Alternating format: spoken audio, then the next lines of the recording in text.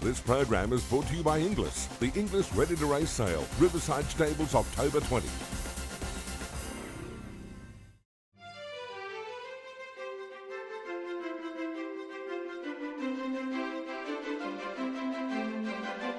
Vecchio charges to the lead.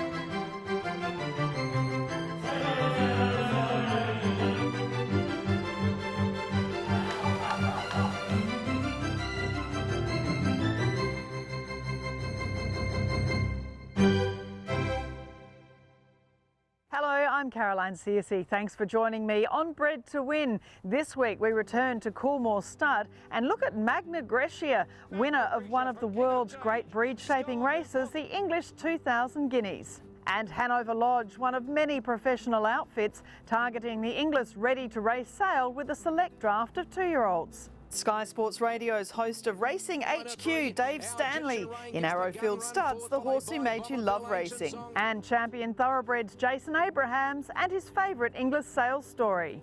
First though, plenty of breeding news in the Cambridge Stud Bred to Win wrap.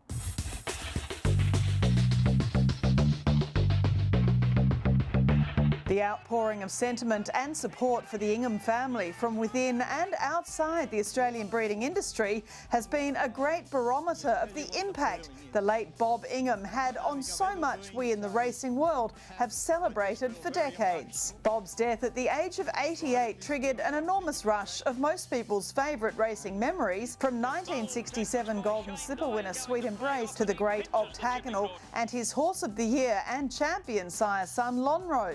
The names of the Ingham family stars to race in the famous Cerise roll off the tongue. The generations of current Darley racetrack stars also owe much to Jack and Bob Ingham, with their parents and grandparents and more fold down at the famous Woodland Stud. Inductees into the Australian Hall of Fame in 2004, the Ingham family's legacy rolls on most famously through son John Ingham, a former vice chairman of the Australian Jockey Club, and Deb Capitas, the famed owner of the great champion Winx, and through Lynn and other family members. Our thoughts are with the Ingham family at this sad time, and there's no doubt they'll continue to impact Australian racing and breeding for generations to come.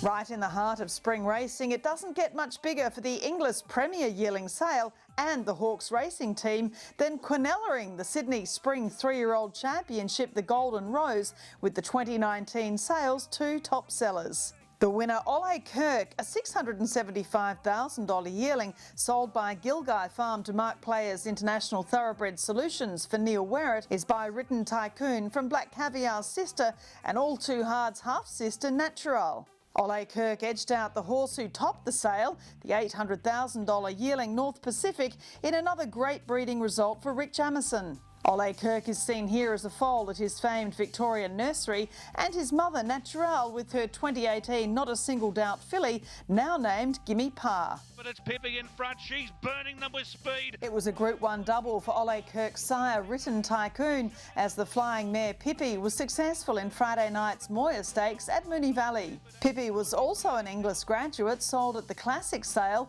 from the McAlpines Eureka Stud to John Marr. Residing this season at Arrowfield Stud in the Hunter Valley, Woodside Park's Written Tycoon now leads the Australian sires table ahead of I Am Invincible and Snitzel. The other Rosehill features saw the Group 2 Golden Pendant go to Rip Van Winkle mare's Subpoenaed, and the Shannon Stakes to Footsteps in the Sands, I Am Superman. And a Love Tap's going to lead and completely dominate this. The Gloaming Stakes saw the handsome grey son of top US sire Tappet, Love Tap, take another step towards Group 1 success. An $11,000 Magic Millions yearling sold by Coolmore to Dynamic Syndications. French-bred Attorney by McPhee won the Colin Stephen Quality for OTI and Matt Smith, while Snitzel's son Wild Ruler took out the listed Heritage Stakes, a $525,000 Inglis Easter Blue Blood sold by Kiora Stud to China Horse Club, Newgate Farm and Windstar.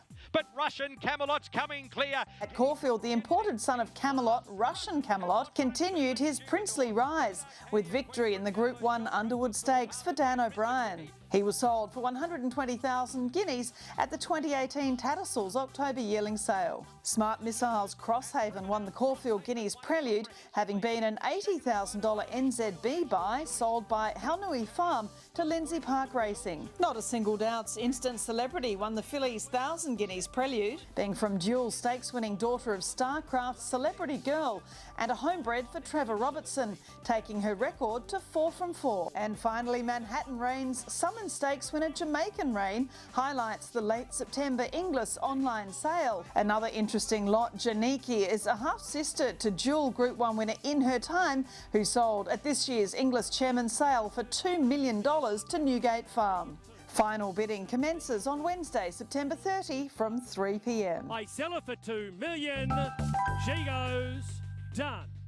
Coolmore Start has a wonderful mix of colonial stallions and the very best from the Northern Hemisphere, and this season their third new sire at Jerry's Plains in the Hunter Valley of New South Wales has Group 1 2-year-old speed and a prestigious English classic to his name. His name is MAGNA GRECIA, and he is the only Group 1 winning 2- and 3-year-old colt by his breed-shaping sire, Invincible Spirit.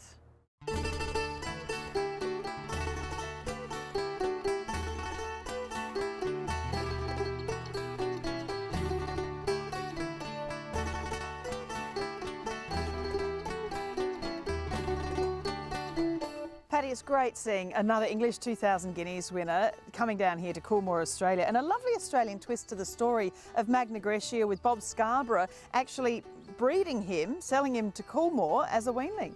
Yeah, Bob's been a long-standing client of Coolmore, and it's a fantastic result for him, obviously. He supported the stallion, and obviously the team at Coolmore purchased him off Bob for 340,000 guineas, which is a testament just to how good a type he was at the time. And of course, well, Bob had bought the mother for 600,000 guineas, I think. So it shows there's a lot of quality going right back through his pedigree. Yeah, fantastic pedigree. Like Galileo is a broodmare sire, look, needs no introduction. And then obviously this is sort of proof in the pudding here. He's been an outstanding sort of 2-year-old and obviously went on to win the Guineas. Yeah, and by Invincible Spirit, who we know, of course, I am invincible, but there are so many other sons of Invincible Spirit, but not many of them are 2,000 Guineas winners. No, exactly. Invincible Spirit, sort of everyone's looking for that sire line at the moment, and you can see that, say, for instance, Cable Bay down in Victoria. I'm Invincible in Yarraman, standing for just over 200,000. It's a sire line that everyone's trying to get into now, and we've obviously heavily invested with this, along with sort of Calix as well. He's an interesting horse because I know John Magnier said all along to Aidan O'Brien he thought he'd be a miler, which obviously he became, but he's a lovely, strong individual. What do you see in him when you look at him? Oh, physically, it's just what the Australian breeders look for. Like, he's a big, strong horse, plenty of bone.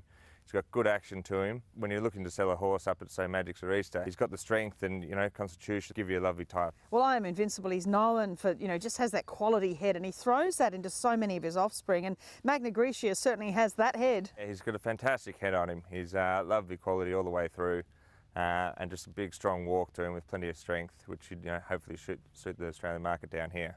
Well, he was a champion miler in Ireland. Let's look at his race record. He won on debut as a 2-year-old in Ireland, so that's a big box ticked, isn't it, here for Australians? Yeah, exactly. Look, for a 2-year-old to come out and win first up is obviously not an easy task, and then to go on and then win it at Group 1 as a 2-year-old. Only your third start, that shows, what a good constitution he had. Circus Maximus and Western Australia. Now MAGNA GRECIA joining in. And that was pretty incredible, over a mile at Group 1 level in the Futurity Trophy Stakes. Yeah, look, he just showed how much quality he had and what a promising 3-year-old he was going to be. To win first time out as a 2-year-old and then to win over a mile, as a 2-year-old and win your first Group 1. The same race which High Chaparral has won. Circus Maximus, who went on to win 3 Group 1s, he beat him.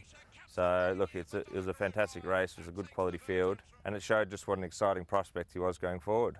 MAGNA GRECIA's out in front. It's a 10th 2,000 guineas for Aidan O'Brien, Donico O'Brien. Well, he came back in May to win the 2,000 guineas. Of course, he's the only classic winning colt by Invincible Spirit. That's great versatility. Yeah, exactly. He's the only son of Invincible Spirit to, win a Group 1 as a 2- and 3-year-old. And then obviously the race is, worth watching again, definitely, because he absolutely blew them away, which is basically the holy grail of sort of size, going to become a stallion to win that race, and that's what he did. And his time was pretty impressive as well, and I guess that's the only way you can really compare these horses from one season to the next. Exactly, like Frankel needs no introduction. He won the same race, and he did it in a faster time than Frankel. Well, he's standing at a fee of $22,000. I mean, that is great value for an English 2,000 Guineas winner, and you're getting some great support. Obviously, Bob Scarborough, as you mentioned, is sending mares both here and in the Northern Hemisphere, but you know, it's great to see the support he's getting. Yeah, exactly. Like, he's going really well at the moment. He's got over 150 bookings to him. The support's been immense, and when now getting everyone down here just to see him, and everyone's sort of been taken by him. He's a very strong, imposing horse, and look, I'm sure this will firm up his booking. He'll end up covering a lovely book of mares. And from a Galileo mare, I mean, he really is the best in the world, isn't he? And you know, such a product of Coolmore. Look, he's a fantastic brood mare sire. She won a Group 3 over 1400. Galileo's also the brood mare sire's Night of Thunder and the Autumn Sun, and we can really see that Galileo is making it as a brood mare sire here in Australia. And it is a really unusual time, obviously, through COVID. How are you finding it, you know, when you're looking at a new stallion such as this, for people being able to see them through your virtual stallion parade, obviously on Bred to Win as well, but it's really important for people to look at these stallions, isn't it? Yeah, it is, and certainly we're encouraging people down here with, you know, certain protocols in place to come and see them. When there's an opportunity like this to breed to a stallion, I think everyone's sort of making the exception to come down and see him.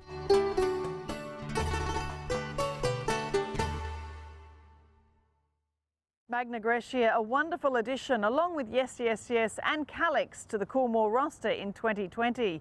Coming up on Bred to Win, the increasing professionalism of the vendors preparing horses for the English Ready to Race sale. This time we zero in on horses prepared by Hanover Lodge, and champion thoroughbreds Jason Abrahams and his favourite English sales story.